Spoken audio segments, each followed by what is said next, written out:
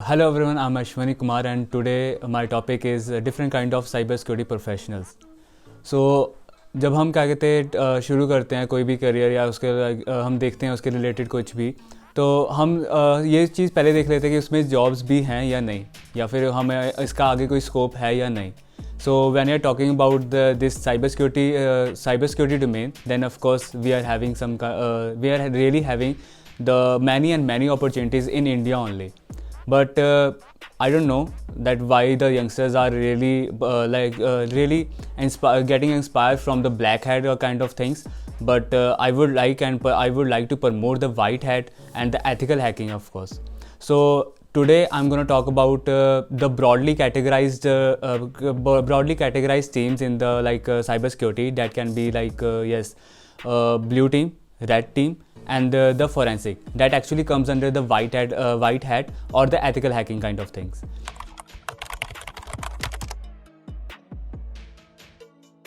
So अगर मैं blue team की बात करता हूँ तो yes, blue team are the one who actually defend. So when the company are gonna hire you as a security professional, maybe the jobs security analyst, security consultant, so you are actually categorized under the blue teaming, so in which you have to defend your company from the cyber attacks. अब जब हम defend की बात करते हैं तो इसमें हम क्या करेंगे कि आपको वल्नरेबिलिटीज़ का पता होना चाहिए एंड वल्नरेबिलिटीज़ के how to patch that vulnerabilities आपको ये पता होना चाहिए and how to work on that. जब हमें ये पता होगा कि हाँ मेरे को साइबर अटैक्स यहाँ से हो सकता है, मेरे को थ्रेट्स के बारे में नॉलेज होगी, मेरे को रिस्क का पता होगा, मेरे को वल्नरेबिलिटीज़ का पता होगा, then of course I can defend my softwares, my networks, my data from the cyber attacks और from the criminals or the cyber frauds kind of thing. So that actually comes under the blue teaming.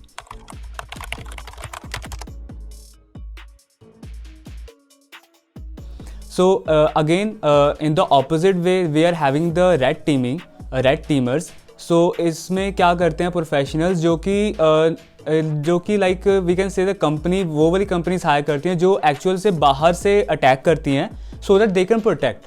वो actual में attack इसलिए करती हैं ताकि पता लगे कि बाहर से कितना के रिस्क हो सकता है या फिर बाहर से कितना हैकर्स उन्हें अटैक कर सकते हैं. That's why they hire the companies who are having the red teamers in their firms और द कंपनी. सो जब रेड टीमर्स क्या करते हैं कि उन्हें इतना ज़्यादा एक्सेस नहीं दिया जाता, but they are having only the limited access so that they can try to get into the company networks and to breach out the data. So अगर उन्हें ऐसा कुछ मिल जाती है वल्नरेबिलिटी, सो वो अटैक नहीं करके बट उन्हें कह देते हैं कि हाँ you have to take care about this vulnerability and you have to patch that. So red teaming में ऐसे आते हैं जो बाहर से अटैक करते हैं so that they can find the vulnerabilities and they can report that vulnerability to get them patched up.